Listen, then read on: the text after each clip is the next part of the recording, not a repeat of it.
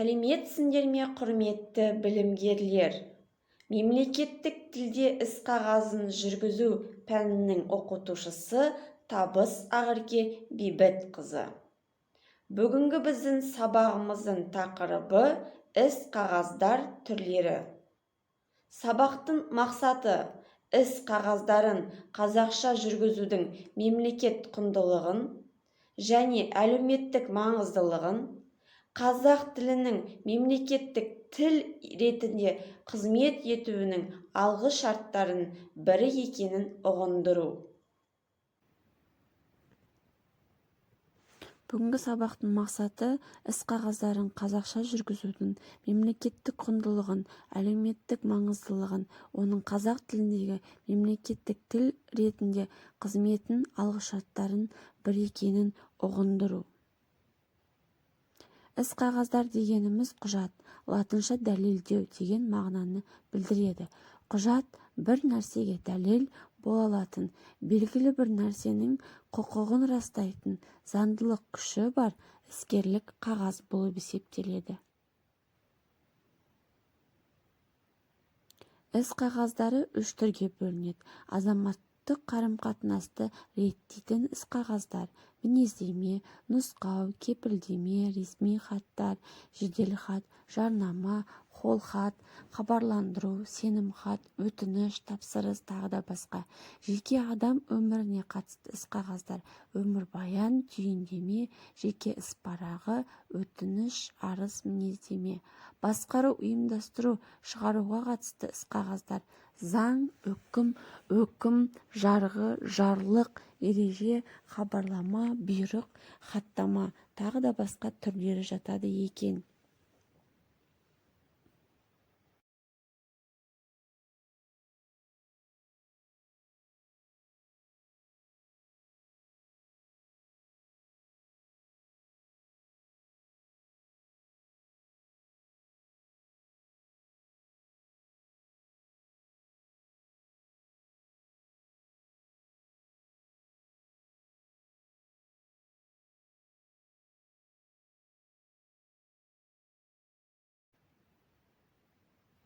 Жеке адам өміріне қатысты іс-қағаздарына өмірбаян, түйіндеме, жеке парағы, өтініш, арыз жатады.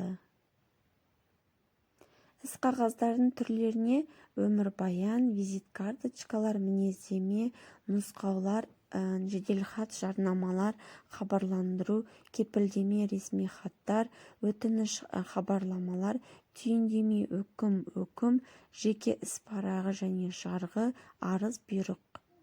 Іс-қағаздардың түрлеріне іс-қағаздардың стильдік әртүрлі мекемелерде жүргізілуіне жазу үлгілеріне жатады. Іс-қағаздары белгілі бір форма бойынша жазылады. Ол форманың түрлі үлгілері болады. Іс-қағаздарының үлгілеріне өтініш, сенімхат, қолхат, анықтама, мінездеме, шақыру билеті, хабарландыру, қатынас қағазы, акт, мәлімдеме, хаттама, шарт жатады екен. Басқару, өкім шығару қатысты іс-қағаздарына өкім, жарғы, жарлық, ереже, хабарлама, бұйрық жатады. Азаматтық қарым-қатынасты реттейтін іс-қағаздарына мінездеме, нұсқау, кепілдеме, ресми хаттар, кеден мағлұматы, жеделхат, жарнама, еңбек шарты, келісімі жатады. Ресми іс-қағаздардың түрлеріне өмірбаян, автобиография, сенімхат, доверенность, қызметтік хат, служебный письмо, бұйрық, приказ, еңбек келісімі, трудовое оглашение, хаттама, протокол, түйіндеме, резюме, арыз, жалобы, талап бар, исковое заявление, өтініш, заявление, анықтама, справка, жеке іс парағы, личный листок.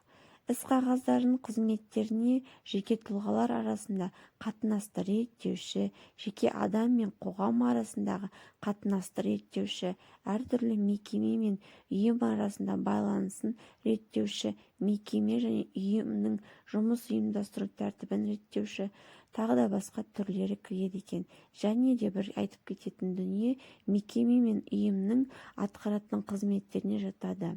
Іс-қағаздарының қызметтеріне жеке тұлға арасында қатынасты реттеуші, жеке адам мен және қоғам арасында қатынасты реттеуші, әртүрлі мекеме және ұйымдарда өзара қатынасушылар.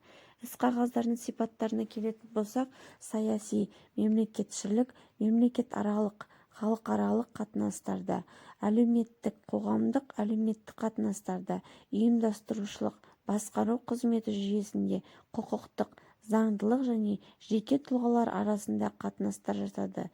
Құжаттау үрдісі элементтері: құжаттарды дайындау, құжаттарды жолдау, тіркеу, сырттан келген құжаттарды қабылдау, тағы да басқа түрлері. Іс-қағаздардың жазу барысына қарай жиі кездесетін синтаксистік құрылымдар. Ол ақпанның 20-сы күні деген келісім мерзіміне байқалып тұрады. Іс-қағаздардың зерттейтін ғылым салаларына іс-қағаздардың төменгідей ғылымдар зерттейді екен: тілтану, лингвистика, стилистика, педагогика, тарих, мұрағат ісі, саясаттану, тағы да басқа. Іс-қағаздарын қазақ тілінде жүргізуге қатысты ресми құжаттар мен арнайы ұйымдар.